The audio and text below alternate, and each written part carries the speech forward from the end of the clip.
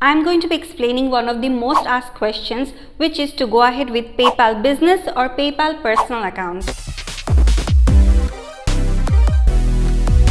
What is up guys, my name is Orinn and welcome back to my channel. If you want to learn more about making money online and starting your online business, make sure to subscribe and click the bell. The difference between the two, to make it simple, PayPal Personal account is used for sending money or purchasing things.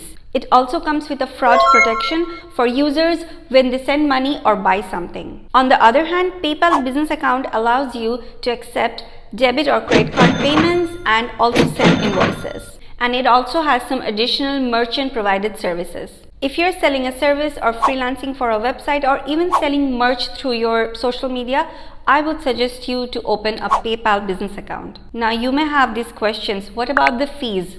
They are the same. What about the transaction? They are the same. There really isn't much of a difference between both the types of account. The major difference that I would like to point out is when you use a personal account, your username and your email will be shown to the receiver. So for example, if you're going to be sending funds or donate or send a gift, your email ID will be shown just below your name to the receiver. If you want to remain anonymous, that won't be possible. If you would like to remain anonymous, then I would suggest you go with a business account. But there are a few steps and a few questions that you have to answer to PayPal to create a business account. Comment down below if you want me to create a detailed video on how to create a PayPal business account without getting into any hassle. If you want to learn more about making money online and starting your online business, make sure to subscribe so you don't miss anything. Comment down below if you have any questions and I'll be sure to answer most of them. I'll see you in the next one.